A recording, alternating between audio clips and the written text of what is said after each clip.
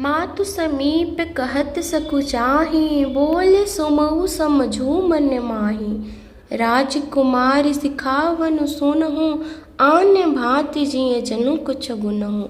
माता के सामने सीता जी से कुछ कहने में सकुचाते हैं, पर मन में यह समझकर कि यह समय ऐसा ही है, वे बोले, हे राजकुमारी, मेरी सिखावन सुनो। मन में कुछ दूसरी तरह न समझ लेना। जो अपना और मेरा भला चाहती हो तो मेरा वचन मानकर घर रहो। हे भामिनी, मेरी आज्ञा का पालन होगा। सास की सेवा बन पड़ेगी। घर में रहने में सभी प्रकार से भलाई है। आदरपूर्वक सास ससुर के चरणों की पूजा करने से बढ़कर दूसरा कोई धर्म नहीं है। जब जब माता मुझे याद करेगी और प्रेम से व्याकुल होने के कारण उनकी बुद्धि भोली हो जाएगी, वे अपने आप को भूल जाएगी। हे सुंदरी, तब तब तुम कोमल वाणी से पुरानी कथाएं कह कह कर इन्हें समझाना। हे सुमुखी, मुझे सैकड़ों सौगंध है। मैं यह स्वभाव से ही कहता हूँ कि मैं तुम्हें केवल माता के लिए ही घर पर रखता हूँ। मेरी आज्ञा मानकर घर पर रहने से गुरु और वेद के द्वारा सम्मत धर्म के आचरण का फल तुम्हें बिना ही क्लेश के मिल जाता है, किंतु हठ के वश होकर गालव मुनि और राजा नहुस आदि सबने संकट ही सहे। हे सुमुखी, हे सयानी, सुनो, मैं भी पिता के वचन को सत्य करके शीघ्र ही लौटूंगा। दिन जाते देर नहीं लगेगी। हे सुंदरी, हमारी यह सीख सुनो। हे वामा, यदि प्रेम बस हट करोगी तो तुम परिणाम में दुख पाओगी। वन बड़ा कठिन और भयानक है। वहाँ की धूप, जाड़ा, वर्षा और हवा सभी बड़े भयानक हैं। रास्ते में कोस कांटे और बहुत से कंकड़ हैं। उन पर बिना जूते के पैदल ही चलना होगा। तुम्हारे चरण कमल कोमल और सुंदर हैं और रास्ते में बड़े बड़े दुर्गम पर्वत हैं। पर्वतों की गुफाएं, दर्रे, नदियां, नद और नाले ऐसे आगम्य हैं और गहरे हैं कि उनकी ओर देखा तक नहीं जाता। रिक्ष, बाघ, भेड़िए, सिंह और हाथी ऐसे भयानक शब्द करते हैं कि उन्हें सुनकर धीरज भाग जाता है। जमीन पर सोना, पेड़ों की छाल के वस्त्र पहनना और कंद मूल फल का भोजन करना होगा, और वे भी क्या सदा सब दिन मिलेंगे। सब कुछ अपने अपने समय के अनुकूल ही मिल सकेगा। मनुष्यों को खाने वाला निशाचर फिरते रहते हैं। वे करोड़ों प्रकार के कपट रूप धारण कर लेते हैं। पहाड़ का पानी बहुत ही लगता है। वन की विपत्ति बखानी नहीं जा सकती। वन में भीषण सर्प, भयानक पक्षी और स्त्री पुरुषों को चुराने वाले राक्षसों के झुंड रहते हैं। वन की भयंकरता से याद आने मात्र से धीर पुरुष भी डर जाते हैं। फिर हे मृगलोचनी, तुम तो स्वभाव से ही डरपोक हो। हे हंसगमनी, तुम वन के योग्य नहीं हो। तुम्हारे वन की जाने की बात सुनकर लोग मुझे अपयश देंगे, बुरा कहेंगे। मानसरोवर के अमृत के समान जल से पाली हुई हंसनी कहीं खारे समुद्र में जी सकती है। नवीन आम के वन में विहार करने वाली कोयल क्या करील के जंगल में शोभा पाती है। हे चंद्रमुखी, हृदय में ऐसा विचार कर तुम घर ही पर रहो। वन में बड़ा कष्ट है। स्वाभाविक ही हित चाहने वाले गुरु और स्वामी की सीख को जो सिर चढ़ाकर नहीं मानता, वह हृदय में भर पेट पछताता है और उसके हित की हानि अवश्य होती है। प्रियतम के कोमल और मनोहर वचन सुनकर सीता जी के सुंदर नेत्र जल से भर गए। श्री राम जी की यह सुंदर शीतल सीख उनको कैसी जलाने वाली हुई, जैसे चकवी को शरद ऋतु की चांदनी रात होती है। जानकी जी से कुछ उत्तर देते नहीं बनता। वे यह सोचकर व्याकुल हो उठी कि मेरे पवित्र और प्रेमी स्वामी मुझे छोड़ जाना चाहते हैं। नेत्रों के जल आंसुओं को जबरदस्ती रोक कर वे पृथ्वी की कन्या सीता जी हृदय में धीरज धरकर सास के पैर लगकर हाथ जोड़कर कहने लगी, हे देवी, मेरी इस बड़ी भारी ठिठाई को क्षमा कीजिए। मुझे प्राणपति ने वही शिक्षा दी है जिससे मेरा परम हित हो, परंतु मैंने मन में समझकर देख लिया कि पति के वियोग के समान जगत में कोई दुख नहीं है। हे प्राणनाथ, हे दया के धाम, हे सुंदर, हे सुखों के देने वाले, हे सुजान, हे रघुकुल रूपी कुमुद की खिलाने वाले चंद्रमा, आपके बिना स्वर्ग भी मेरे लिए नरक के समान है। माता पिता बहन, प्यारा भाई, प्यारा परिवार, मित्रों का समुदाय, सास ससुर, गुरु स्वजन, सहायक और सुंदर, सुशील और सुख देने वाला पुत्र, हे नाथ, जहाँ तक स्नेह और नाते हैं, पति के बिना स्त्री को सभी सूर्य से भी बढ़कर तपाने वाले हैं। शरीर, धन, घर, पृथ्वी, नगर और राज, पति के बिना स्त्री के लिए यह सब शोक का समाज है। भोग रोग के समान है, गहने भार रूप है और संसार यम यातना नरक की पीड़ा के समान है। हे प्राणनाथ, आपके बिना जगत में मुझे कुछ भी सुखदाई नहीं है।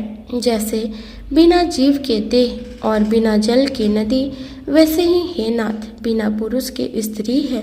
हे नाथ, आपके साथ रहकर आपका शरद पूर्णिमा के निर्मल चंद्रमा के समान मुख देखने से मुझे समस्त सुख प्राप्त होंगे। हे नाथ, आपके साथ पक्षी और पशु ही मेरे कुटुंबी होंगे, वन ही नगर और वृक्षों की छाल ही निर्मल वस्त्र होंगे और पर्णकुटी पत्तों की बनी झोपड़ी ही स्वर्ग के समान सुखों की मूल होगी। उदार हृदय के वन देवी और वन देवता ही सास ससुर के समान मेरी सार संभार करेंगे और कुसा और पत्तों की सुंदर बिछौना ही प्रभु के साथ कामदेव की मनोहर तोषक के समान होगी।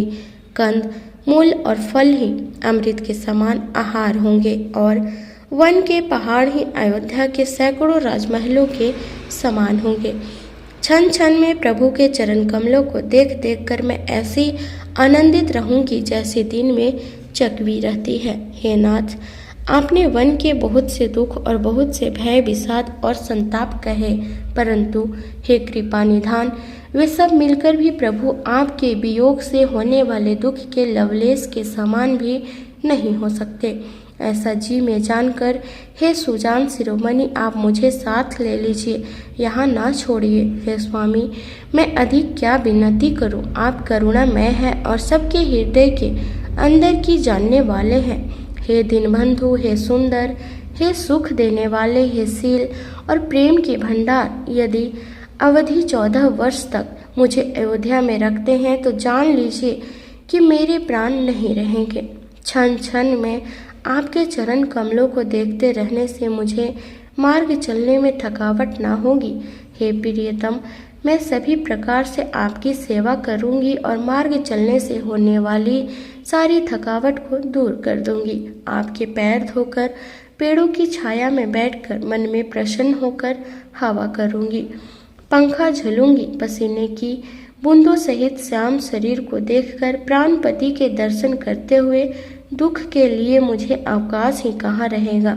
समतल भूमि पर घास और पेड़ों के पत्ते बिछाकर यह दासी रात भर आपके चरण दबाएगी। बार बार आपकी कोमल मूर्ति को देखकर मुझको गर्म हवा भी न लगेगी। प्रभु के साथ रहते मेरी ओर आंख उठाकर देखने वाला कौन है, अर्थात कोई नहीं देख सकता। जैसे सिंह की स्त्री सिंहनी को खरगोश और सियार नहीं देख सकते, मैं सुकुमारी हूँ और नाथ वन के योग्य है। आपको तो तपस्या उचित है और मुझे विषय भोग। ऐसे कठोर वचन सुनकर भी जब मेरा हृदय ना फटा तो हे प्रभु, मालूम होता है ये पामर प्राण आपके वियोग का भीषण दुख सहेंगे। ऐसा कहकर सीता जी बहुत ही व्याकुल हो गई। वे वचन के वियोग की भी ना संभाल सकी, अर्थात शरीर से वियोग की बात तो अलग रही, वचन से भी वियोग की बात सुनकर वे अत्यंत विकल हो गई। उनकी यह दशा देखकर श्री रघुनाथ जी ने अपने जी में जान लिया कि हठपूर्वक इन्हें यहाँ रखने से ये प्राणों को ना रखेगी। तब कृपालु सूर्यकुल के स्वामी श्री रामचंद्र जी ने कहा कि सोच छोड़कर मेरे साथ वन को चलो। आज विषाद करने का अवसर नहीं है, तुरंत वन गमन की तैयारी करो। श्री रामचंद्र जी ने प्रिय वचन कहकर प्रियतमा सीता जी को समझाया। फिर माता के पैरों लगकर आशीर्वाद प्राप्त किया। माता ने कहा, बेटा जल्दी लौटकर प्रजा के दुख को मिटाना और यह निठुर माता तुम्हें भूल न जाए। हे विधाता, क्या मेरी दशा भी फिर पलटेगी? क्या अपने नेत्रों से मैं इस मनोहर जोड़ी को फिर देख पाऊंगी? हे पुत्र, वह सुंदर दिन और शुभ घड़ी कब होगी जब तुम्हारी जननी जीते जी तुम्हारा चांद सा मुखड़ा फिर देखेगी? हे तात, वत्स कहकर, लाल कहकर, रघुपति कहकर, रघुवर कहकर मैं फिर कब तुम्हें बुलाकर हृदय से लगाऊंगी और हर्षित होकर तुम्हारे अंगों को देखूंगी। यह देखकर कि माता स्नेह के मारे अधीर हो रही है और इतनी अधिक व्याकुल है कि मुंह से वचन नहीं निकलता, श्री रामचंद्र जी ने अनेक प्रकार से उन्हें समझाया। वह समय और स्नेह वर्णन नहीं किया जा सकता। तब जानकी जी सांस के पांव लगी और बोली, हे माता सुनिए, मैं बड़ी ही अभागिन हूँ। आपकी सेवा करने के समय देव ने मुझे वनवास दे दिया, मेरा मनोरथ सफल ना किया। आप क्षोभ का त्याग कर दे, परंतु कृपा ना छोड़िएगा। कर्म की गति कठिन है, मुझे भी कुछ दोष नहीं है। सीता जी के वचन सुनकर सास व्याकुल हो गई। उनकी दशा को मैं किस प्रकार बखान कहूँ। उन्होंने सीता जी को बार बार हृदय से लगाया और धीरज धर कर शिक्षा दी और आशीर्वाद दिया कि जब तक गंगा जी और यमुना जी की जल की धारा बहे तब तक तुम्हारा सुहाग अचल रहे। सीता जी को सास ने अनेकों प्रकार से आशीर्वाद और शिक्षाएं दी और वे सीता जी बड़े ही प्रेम से बार बार चरण कमलों से सिर नवाकर चली। जब लक्ष्मण जी ये समाचार पाए तब वे व्याकुल होकर उदास मुंह उठ दौड़े। शरीर काँप रहा है, रोमांच हो रहा है, नेत्र आंसुओं से भरे हैं। प्रेम से अत्यंत अधीर होकर उन्होंने श्री राम जी के चरण पकड़ लिए। वे कुछ कह नहीं सकते, खड़े खड़े देख रहे हैं। ऐसे दिन हो रहे हैं मानो जल से निकाले जाने पर मछली दिन हो रही है। हृदय में यह सोच है कि हे विधाता, क्या होने वाला है? क्या हमारा सब सुख और पुण्य पूरा हो गया? मुझको श्री रघुनाथ जी क्या कहेंगे? घर पर रखेंगे या साथ ले चलेंगे? श्री रामचंद्र जी ने भाई लक्ष्मण को हाथ जोड़े और शरीर तथा घर सभी से नाता तोड़े हुए खड़े देखा।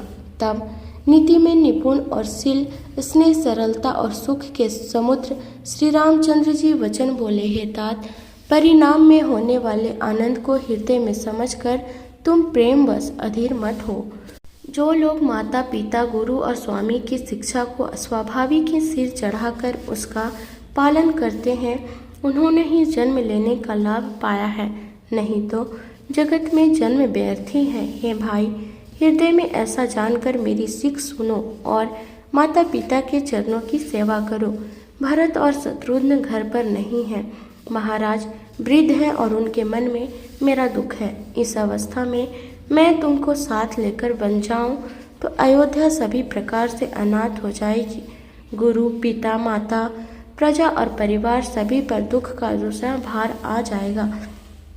अतः तुम यहीं रहो और सबका संतोष करते रहो, नहीं तो हे तात, बड़ा दोष होगा। जिसके राज्य में प्यारी प्रजा दुखी रहती है, वह राजा अवश्य नरक का अधिकारी होता है।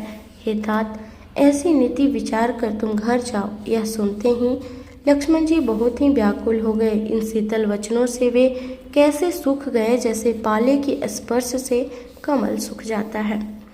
प्रेमवश लक्ष्मण जी से कुछ उत्तर देते नहीं बनता। उन्होंने व्याकुल होकर श्री राम जी के चरण पकड़ लिए और कहा, हे नाथ, मैं दास हूँ और आप स्वामी हैं, अतः आप मुझे छोड़ ही दे तो मेरा क्या वश है। हे स्वामी, आपने मुझे सीख तो बड़ी अच्छी दी है, पर मुझे अपनी कायरता से वह मेरे लिए पहुँच के बाहर लगी। शास्त्र और नीति के तो वे ही श्रेष्ठ पुरुष अधिकारी है जो धीर है और धर्म की धुरी को धारण करने वाले हैं। मैं तो प्रभु आपके स्नेह में पला हुआ छोटा बच्चा हूँ। कहीं हंस भी मंदराचल या सुमेरु पर्वत को उठा सकते हैं। हे नाथ, स्वभाव से ही कहता हूँ, आप विश्वास करें, मैं आपको छोड़कर गुरु, पिता, माता किसी को भी नहीं जानता। जगत में जहाँ तक स्नेह का संबंध प्रेम और विश्वास से है, जिनको स्वयं वेद ने गाया है। हे स्वामी, हे दीनबंधु, हे सबके हृदय के अंदर की जानने वाले, मेरे तो वे सब कुछ केवल आप ही हैं।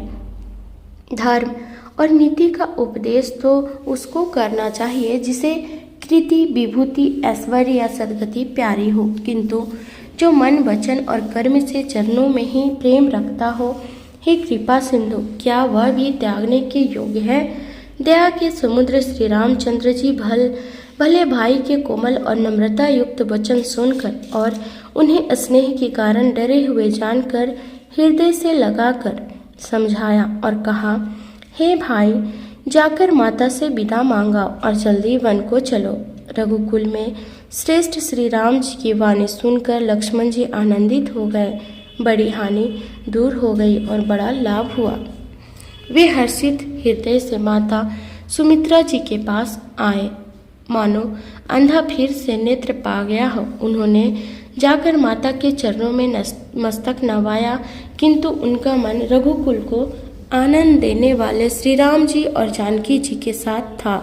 माता ने उदास मन देखकर उनसे कारण पूछा। लक्ष्मण जी ने सब कथा विस्तार से कह सुनाई। सुमित्रा जी कठोर वचनों को सुनकर ऐसी सहम गई जैसे हिरनी चारों ओर वन में आग लगी देखकर सहम जाती है। लक्ष्मण ने देखा कि आज अब अनर्थ हुआ, ये स्नेहवश काम बिगाड़ देगी, इसलिए वे विदा मांगते हुए डर के मारे सकुचाते हैं और मन ही मन सोचते हैं कि हे विधाता, माता साथ जाने को कहेगी या नहीं। सुमित्रा जी ने श्री राम जी और श्री सीता जी के रूप, सुंदरशील और स्वभाव को समझकर और उन पर राजा का प्रेम देखकर अपना सिर धुना यानी पीटा और कहा कि पापिनी ककई को बुरी तरह घात लगाया, परंतु कुछ समय जानकर धैर्य धारण किया और स्वभाव से ही हित चाहने वाली सुमित्रा जी कोमल वाणी से बोली, हे तात, जानकी जी तुम्हारी माता है और सब प्रकार से स्नेह करने वाले श्री रामचंद्र जी तुम्हारे पिता हैं। जहाँ श्री राम जी का निवास हो वहीं अयोध्या है, जहाँ सूर्य का प्रकाश हो वहीं दिन है। यदि निश्चय ही सीता राम को वन को जाते हैं तो अयोध्या में तुम्हारा कुछ भी काम नहीं है। गुरु, पिता, माता, भाई, देवता और स्वामी, इन सबकी सेवा प्राण के समान करनी चाहिए। फिर श्री रामचंद्र जी तो प्राणों के भी प्रिय हैं, हृदय के भी जीवन है और सभी के स्वार्थ रहित सखा है। जगत में जहाँ तक पूजनीय और परम प्रिय लोग हैं, वे सब राम जी के नाते से ही पूजनीय और परम प्रिय मानने योग्य है।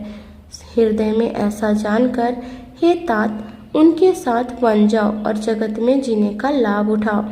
मैं बलिहारी जाती हूँ।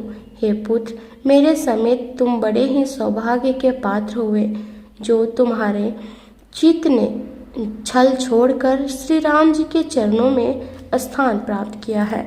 संसार में वही युवती स्त्री पुत्रवती है जिसका पुत्र श्री रघुनाथ जी का भक्त हो, नहीं तो जो राम से विमुख पुत्र से अपना हित जानती है वह तो बांझ ही अच्छी, पशु की भांति उसका ब्याना यानी पुत्र प्रसव करना व्यर्थ ही है। तुम्हारे ही भाग्य से श्री राम जी वन को जा रहे हैं। हे तात, दूसरा कोई कारण नहीं है। संपूर्ण पुण्यों का सबसे बड़ा फल यही है कि श्री सीता राम जी के चरणों में स्वाभाविक प्रेम हो।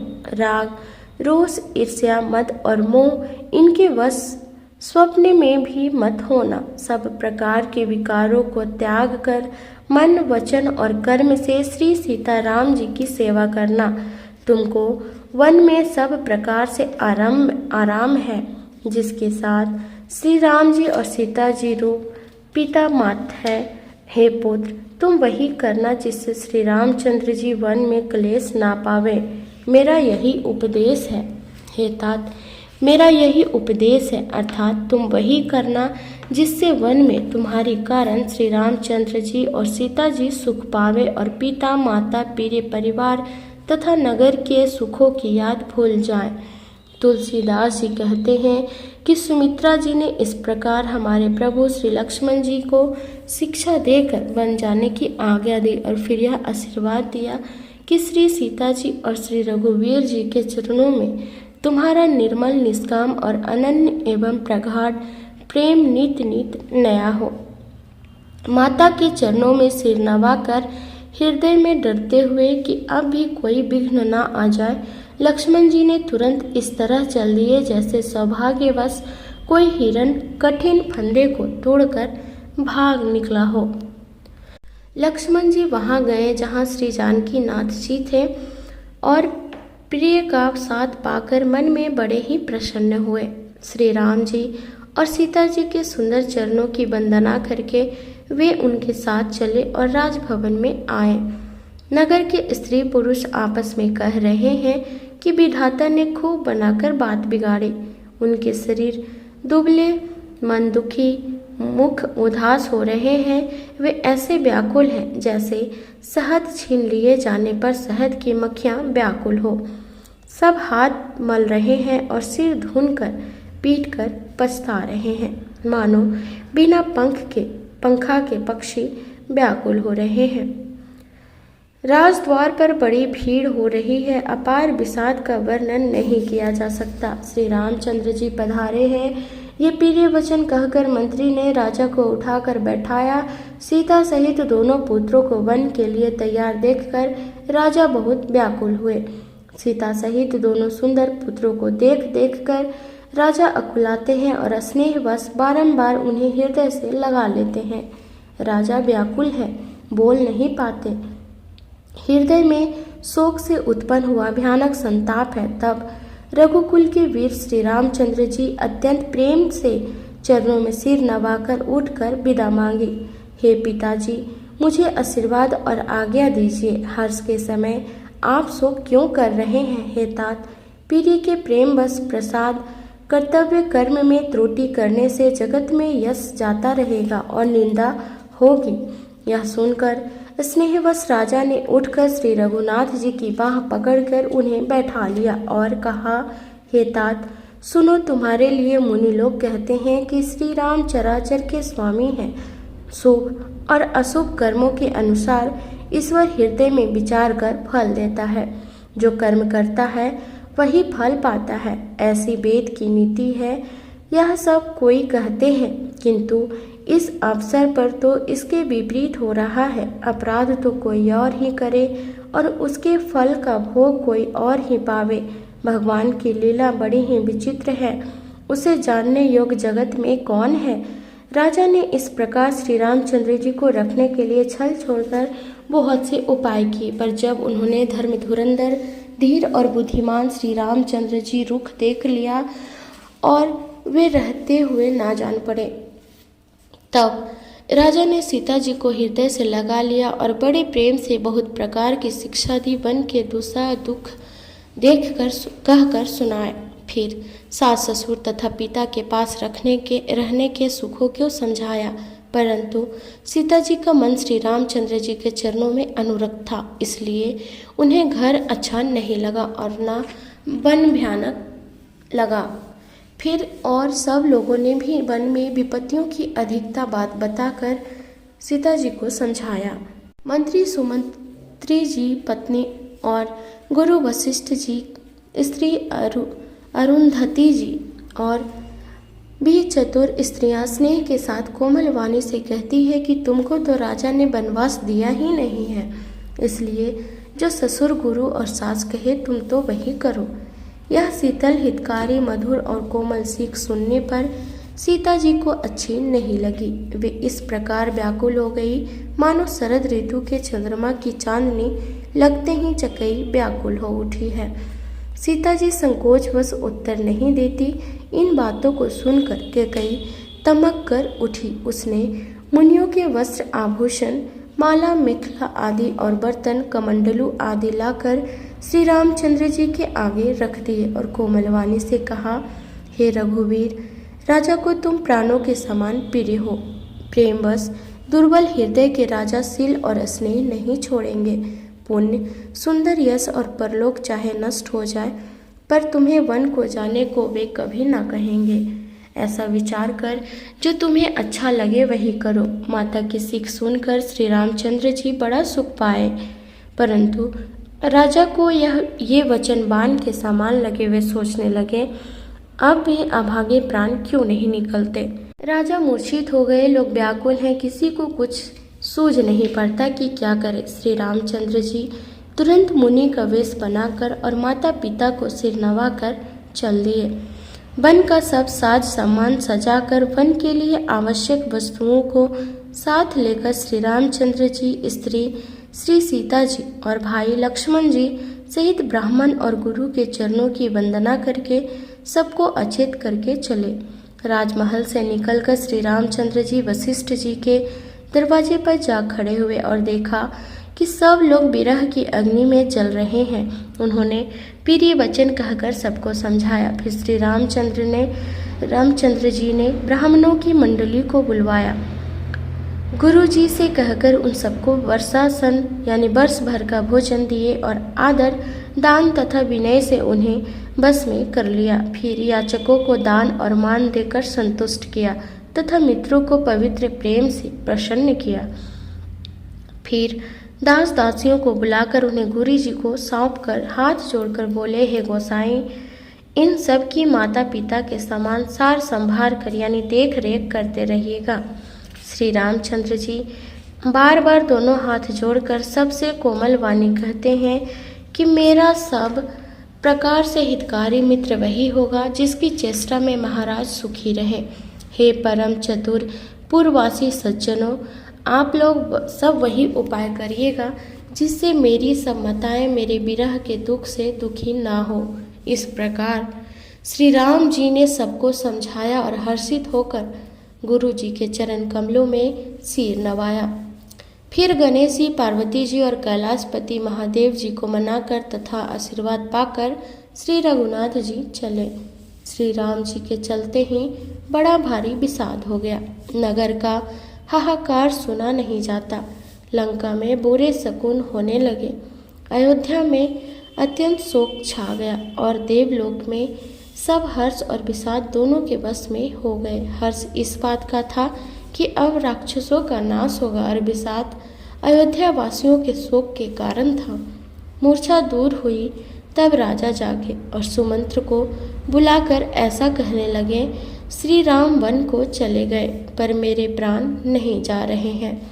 ना जाने ये किस सुख के लिए शरीर में टिक रहे हैं।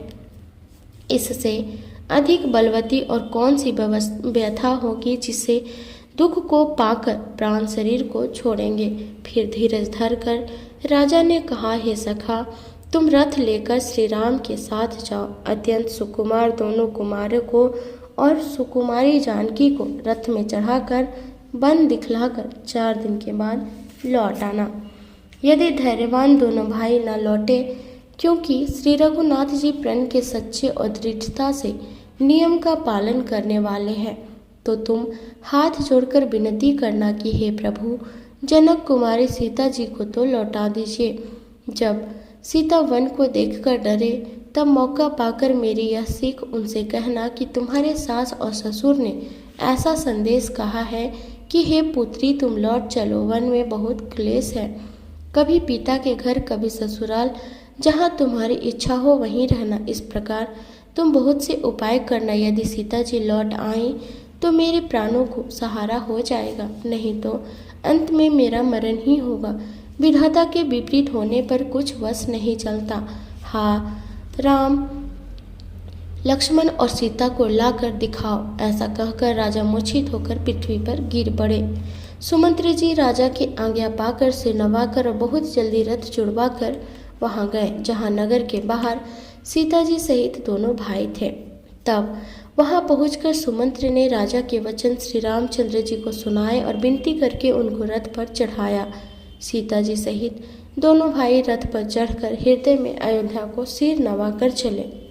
श्री रामचंद्र जी को जाते हुए और अयोध्या को अनाहत होते हुए देखकर सब लोग व्याकुल होकर उनके साथ हो लिए। कृपा के समुद्र श्री राम जी उन्हें बहुत तरह से समझाते हैं तो वे अयोध्या की ओर लौट जाते हैं, परंतु प्रेम बस फिर लौट आते हैं। अयोध्यापुरी बड़ी डरावनी लग रही है, मानो अंधकारमयी काल रात्रि ही हो।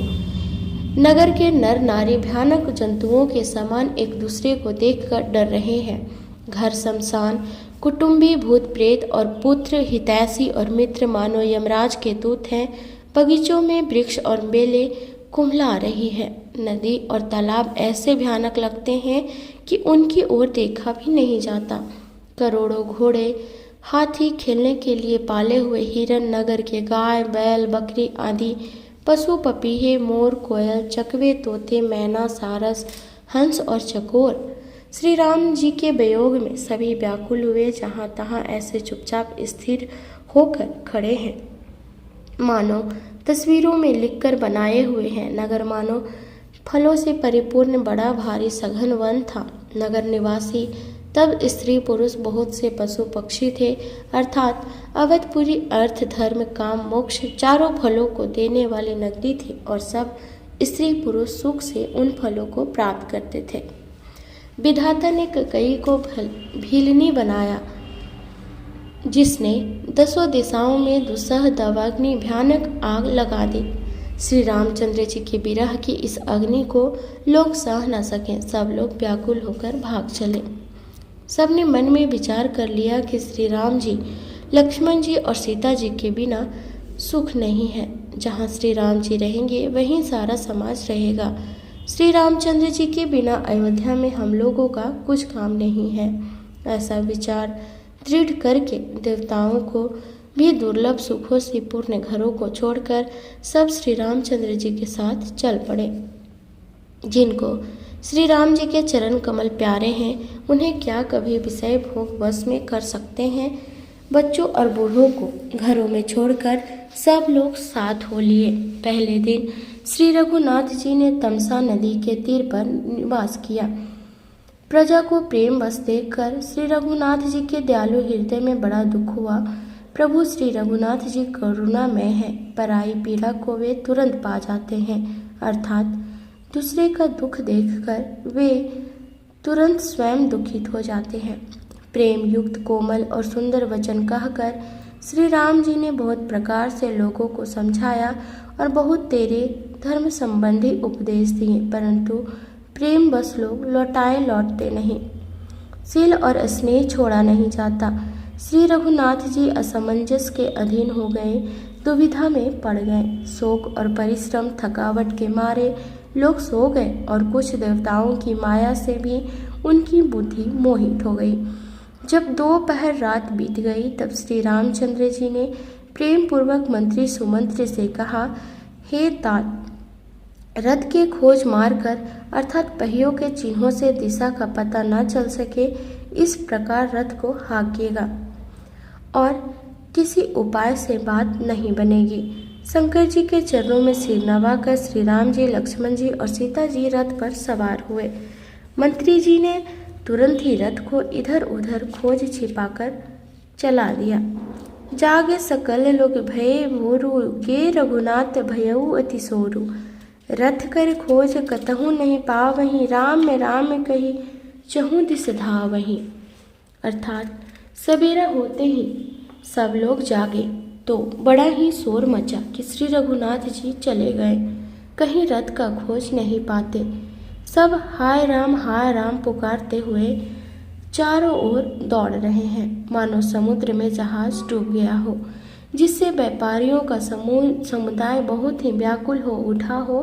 वे एक दूसरे को उपदेश देते हैं कि श्री रामचंद्र जी ने हम लोगों को क्लेश होगा यह जानकर छोड़ दिया है। वे लोग अपनी निंदा करते हैं और मछलियों की सराहना करते हैं, कहते हैं श्री रामचंद्र जी के बिना हमारे जीने की धिक्कार है।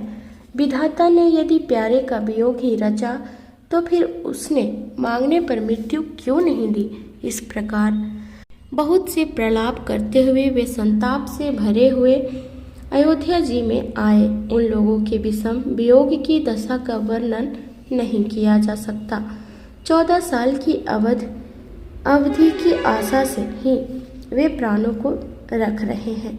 सब स्त्री पुरुष श्री रामचंद्र जी के दर्शन के लिए नियम और व्रत करने लगे और ऐसे दुखी हो गए जैसे चकवा चकवी और कमल सूर्य के बिना दीन हो जाते हैं। सीता जी और मंत्री सहित दोनों भाई श्रीवेरपुर जा पहुँचे।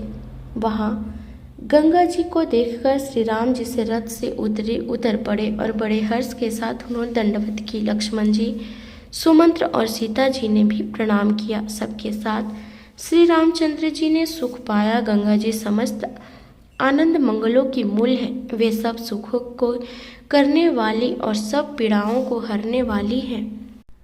अनेक कथा प्रसंग कहते हुए श्री राम जी गंगा जी के तरंगों को देख रहे हैं। उन्होंने मंत्री को, छोटे भाई लक्ष्मण जी को और प्रिया सहित सीता जी को देव नदी गंगा जी की बड़ी महिमा सुनाई। इसके बाद सबने स्नान किया, जिसने मार्ग का सारा श्रम थकावट दूर हो जाए और पवित्र जल पीते ही मन प्रसन्न हो गया। जिनके स्मरण मात्र से बार बार जन्मने और मरने का महान श्रम मिट जाता है, उनको श्रम होना यह केवल लौकिक व्यवहार नर लीला है। शुद्ध प्रकृति जन्य त्रिगुणों से रहित मायातीत दिव्य मंगल विग्रह सच्चिदानंद कंद स्वरूप सूर्य कुल के ध्वजा रूप भगवान श्री रामचंद्र जी मनुष्यों के सदृश ऐसे चरित्र करते हैं जो संसार रूपी समुद्र के पार उतरने के लिए पुल के समान है। जब निषाद राज कुह ने यह खबर पाई तब आनंदित होकर उसने अपने प्रियजनों और भाई बंधुओं को बुला लिया और भेंट देने के लिए फल फूल मूल कंद लेकर और उन्हें भारों में भरकर मिलने के लिए चला। उसके हृदय में हर्ष का पार नहीं था। दंडवत करके भेंट सामने रखकर वह अत्यंत प्रेम से प्रभु को देखने लगा। श्री रघुनाथ जी ने स्वाभाविक स्नेह के बस होकर उसने अपने पास बैठाकर कुशल पूछी। निषाद राज ने उत्तर दिया, हे नाथ, आपके चरण कमल के दर्शन से ही कुशल है। आपके चरनार विंदों के दर्शन कर आज मैं भाग्यवान पुरुषों की गिनती में आ गया। हे देव, यह पृथ्वी, धन और घर सब आपका है। मैं तो परिवार सहित आपका नीच सेवक हूँ। आगे की कथा हम अगली वीडियो में कहेंगे। तो अगर आप मेरे चैनल पर नए हैं तो प्लीज़ सब्सक्राइब कर लें। धन्यवाद।